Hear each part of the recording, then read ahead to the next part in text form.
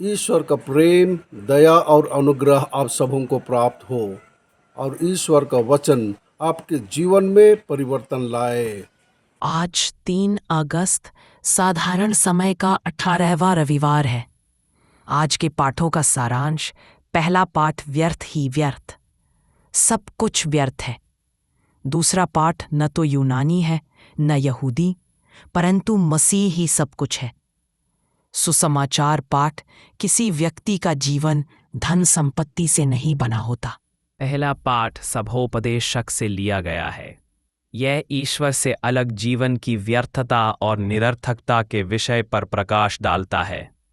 गुरु कहता है, व्यर्थ ही व्यर्थ, व्यर्थ ही व्यर्थ, सब कुछ व्यर्थ है, जो पुस्तक के मानवीय प्रयासों के दृष्टिकोण को स्थापित करता है।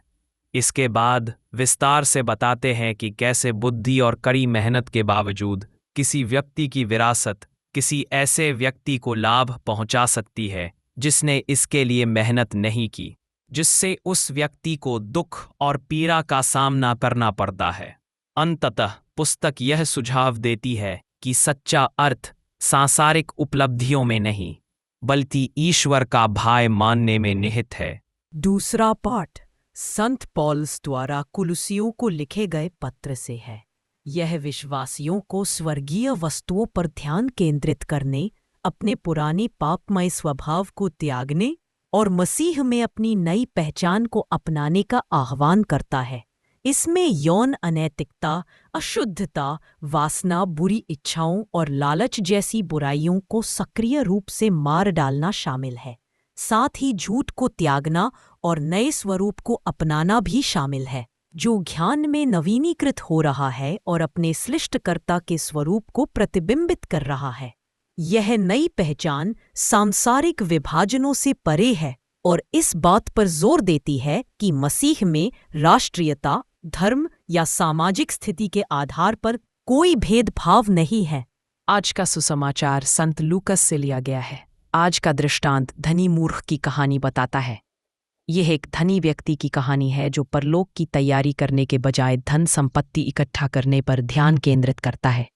यीशु इस दृष्टांत का उपयोग लालच के विरुद्ध चेतावनी देने और परमेश्वर की दृष्टि में धनी होने के महत्व पर जोर देने के लिए करते हैं।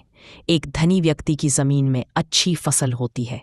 वह अपने पुराने खलिहानों को तोड़कर और बड़े खलिहान बनवाकर अपनी सारी संपत्ति जमा करने का फैसला करता है। वह आराम करने, खाने पीने और मौज मस्ती करने की योजना बनाता है। हालांकि परमेश्वर उसे मूर्ख कहता है, क्योंकि उस रात उसकी जान ले ली जाती है और वह अपनी संपत्ति अपने साथ नहीं ले जा सकता। यह दृष्टांत इस बात पर जोर देता है कि सांसारिक संपत्ति अस्थायी है और सच्ची सुरक्षा परमेश्वर की दृष्टि में धनी होने में है, न कि धन इकट्ठा करने में। यीशु अपने शिष्यों से आग्रह करते हैं कि वे भौतिक चीज़ों के बारे में चिंता न करें, बल्कि परमेश्वर के राज्य की खोज करें और उसकी देखभाल पर भरोसा रखें। प्रार्थना। हे प्रभु यीशु ख्रीस्त, हमें अपने दैनिक जीवन में और अधिक आध्यात्मिक बनने में मदद करें, ताकि एक दिन हम स्वर्ग में प्रवेश कर सकें। आमीन।